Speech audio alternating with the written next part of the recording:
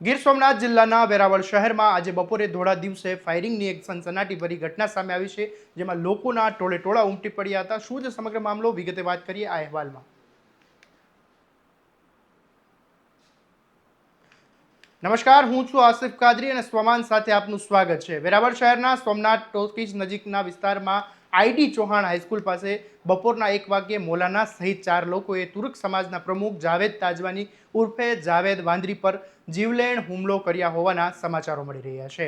હુમલાખોરે કરેલા ફાયરિંગમાં એક ગોળી તેના માથાના ભાગે વાગતા તે લોહી લુહાણ થઈને ઢળી પડ્યા હતા અને વેરાવળ પ્રાથમિક સારવાર બાદ તેમને વધુ સારવાર માટે જૂનાગઢ ખસેડવામાં આવ્યા છે। આ હુમલામાં જાવેદના ભત્રીજાને પણ ગંભીર રીતે ઘાયલ થયો છે। એફએસએલની ટીમ ઘટના સ્થળે પહોંચી હતી અને એફએસએલની ટીમે ઘટના સ્થળે ઝીણવટભરી તપાસ હાથ ધરી છે। ત્યાં એક મોપેડ બાઇક અને બીજું એક બાઇક મળ્યું છે। ઘટનાના પગલે આસપાસના વિસ્તારમાં ભારે અફરાતફરી જોવા મળી રહી છે। સ્થાનિક લોકોએ ગંભીર રીતે ઇજાગ્રસ્ત તજવાનીને તાત્કાલિક સારવાર માટે સ્થાનિક સરકારી હોસ્પિટલમાં ખસેડ્યા હતા, જ્યાં પ્રાથમિક સારવાર બાદ તેમની ગંભીર હાલતને જોતા વધુ સારવાર માટે જૂનાગઢ ખાતે તેમને શિફ્ટ કરવામાં આવ્યા છે। પોલીસના જણાવ્યા અનુસાર હાલ ઇજાગ્રસ્તની તબિયતને લઈને વહીવટી તંત્ર પણ ચિંતા કરી રહ્યું છે। ત્યારે શું કહી રહ્યા છે ગીર સોમનાથ જિલ્લાના એસપી જયદીપસિંહ જાડેજા, સાંભળી લો। આજે લગભગ બપોરે 1 વાગ્યાના અરસામાં સોમનાથ ટોકીજ વિસ્તારમાં જાવેદ તાજવાણી ઉર્ફે જાવેદ વાંદરી ઉપર ફાયરિંગ કરવામાં આવ્યું છે। ગોળી એના માથામાં વાગી છે અને અત્યારે તેમની સારવાર માટે જૂનાગઢ ખાતે ખસેડવામાં આવે છે। તેમની તબિયતને લઈ અને અત્યારે અમે પૂરતી ચિંતા કરી રહ્યા છીએ અને લો એન્ડ ઓર્ડરની સિચ્યુએશન અત્યારે સંપૂર્ણ કાબૂમાં છે। કોઈ જાતનો ઇસ્યુ નથી। ગોળી મારવામાં જે ફારૂક મૌલાના અને એના બીજા 3 થી 4 સાથીદારોના જે નામ આવ્યા છે, આ શંકાસ્પદો છે, એની પણ તપાસમાં અમે ટીમો રવાના કરી છે।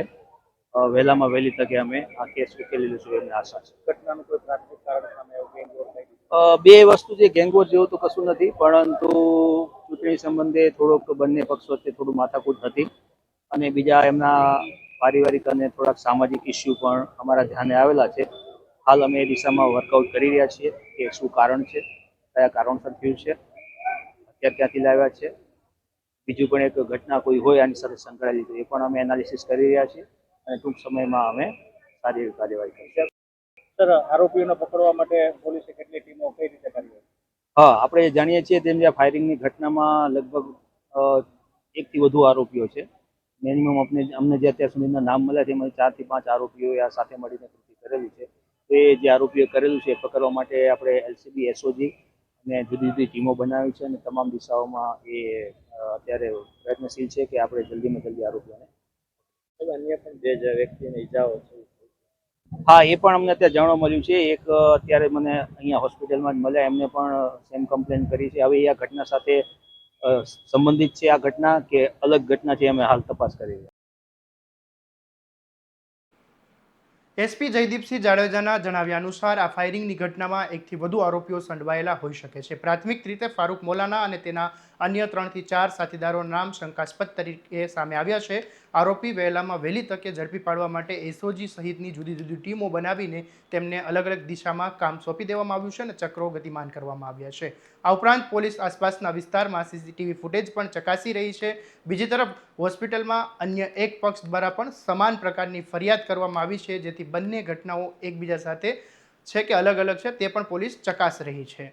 ગીર સોમનાથ જિલ્લાના પોલીસ વડાએ આશા વ્યક્ત કરી છે કે આ કેસનો ભેદ ટૂંક જ સમયમાં ઉકેલી લેવામાં આવશે અને આરોપીઓને જેલના સળિયા પાછળ મોકલી દેવામાં આવશે।